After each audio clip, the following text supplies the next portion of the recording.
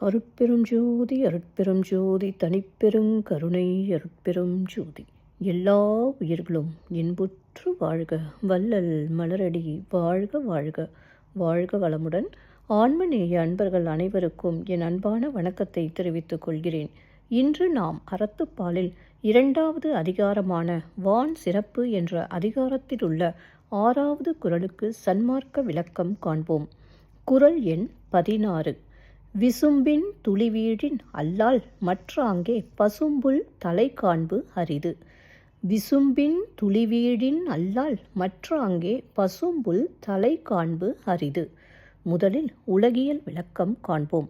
வானத்திலிருந்து மழை துளி வீழ்ந்தால் அல்லாமல் உலகத்தில் ஓரறிவு உயிராகிய பசும்புல்லின் தலையையும் காண முடியாது. இப்பொழுது சன்மார்க்க விளக்கத்தை காண்போம். நம் உயிராகிய பயிர் தழைக்க வேண்டும் என்றால் பிண்டத்தில் அண்டமாக விளங்கும் நம் தலைப்பகுதியில், அதாவது சிர நடுவில் ஒரு சொட்டு அளவாவது அமுதத்துளி கிடைக்கப் பெற வேண்டும். அவ்வாறு அமுதம் கிடைக்கப் பெறாவிட்டால் அங்கே உயிராகிய பயிர் தழைப்பது அரிதாகும். மீண்டும் ஒருமுறை கூறுகிறேன். நம் உயிராகிய பயிர் தழைக்க வேண்டும் என்றால் பிண்டத்தில் அண்டமாக விளங்கும் நம் தலைப்பகுதியில், அதாவது சிர நடுவில் ஒரு சொட்டு அளவாவது அமுதத்துளி கிடைக்கப் பெற வேண்டும். அவ்வாறு அமுதம் கிடைக்கப் பெறாவிட்டால் அங்கே உயிராகிய பயிர் தழைப்பது அரிதாகும். நன்றி அன்பர்களே.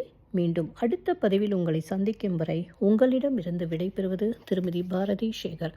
வாழ்க வளமுடன்.